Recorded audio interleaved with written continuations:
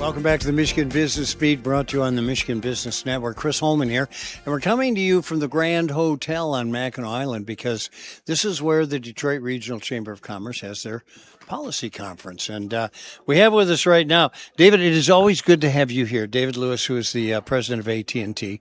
How you doing? I'm doing well. It's always good to be with you. You look well as ever. Well, we get propped up here, and I'm in makeup a lot. That's all right. I think you haven't aged a day since I saw you last year. But no, things are really, really well with the company. I'm telling you, we're doing a lot of investment throughout the state of Michigan. We're talking about fiber all day, every day. We've got about 840,000 connections, fiber connections right now, and by the end of the year we'll be close to 1 million, which means if customers are ready to get fiber, we're there for them. This wireline transformation piece coming off from copper to fiber, it's the big thing right now, and our biggest problem is we can't sell enough of it.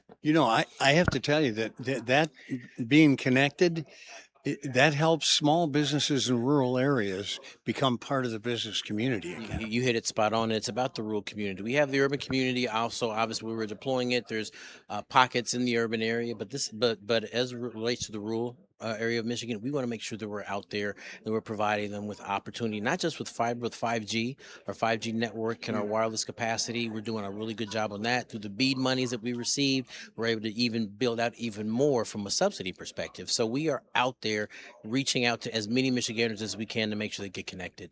It's interesting because I see you guys in a lot of different areas, right? And I've got a lot of property up north, and your guys come through and trim for the old wires that are up there, et cetera. And I don't think people realize how much work they do that wouldn't be considered, communication stuff. That's exactly right. We have to make sure that we're giving you what you need, not just from a residential perspective, but from a first responder perspective, right? We have what's called the FirstNet network, right? Built by AT&T, and it's to make sure that first responders have priority and preemption, not just in urban cores, but also in the rural areas. We have what's called Band 14 modems that are in the state police cars right now.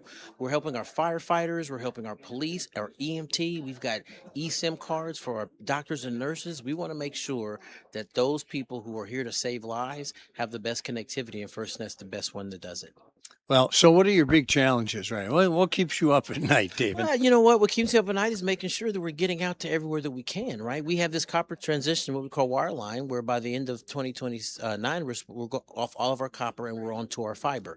Fiber is future-proof, it's more reliable, it's more affordable to customers, and it gives us the ability to build out there. So it's not an issue where we're having challenges. It's just we want to get it out there. We want to get it out there fast. We've invested from 2021 to 2025, $2.7 billion in the state of Michigan from an infrastructure perspective. And we want to keep building. We want to keep expanding. We want to keep getting where it is. So it's really, really important. So my concern is not problems.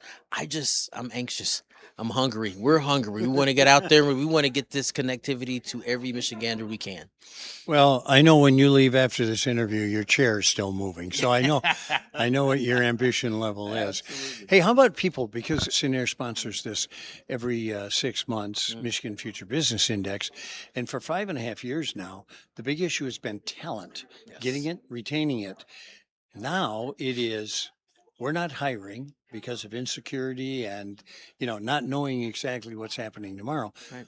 But we still are desperate for talent. Absolutely. Are you running into any of that? You know what? We have a lot of great talent, but what we want to do outside of just the AT&T footprint is we want to make sure that the young people have the tools that they need. It's called bridging that digital divide. We have 3 connected learning centers in Michigan, 2 in Detroit, 1 in Grand Rapids, and we're about to open up another one in Flint. And that's where we're going to provide 20 computers, free Wi-Fi for 3 years, 3 fiber for 3 years. So those in the senior community, but those young talented individuals can come in and retool, right? If they want to change industry, they want to do some training, they want to do job training, they want to take the GED courses.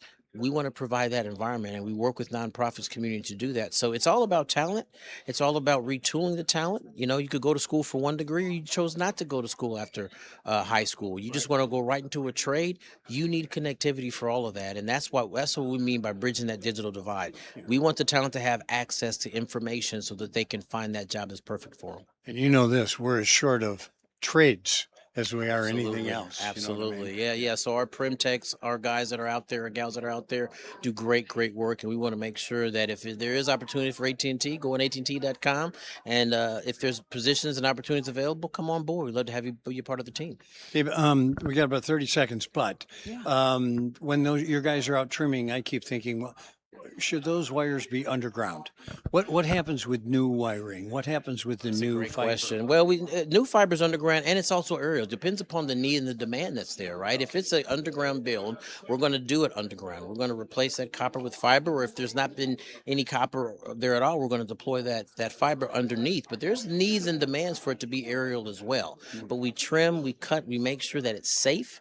We clean up after ourselves, and we make sure that we get it out there. It's really important that we create this type of environment. That's why that $2.7 billion investment, that's not because we just feel like investing that much in the state of Michigan. That's because we are in an environment where we can invest, and we want to continue to do so. David, it's always good to spend time with you. Keep up the good work, my I friend. appreciate you, sir.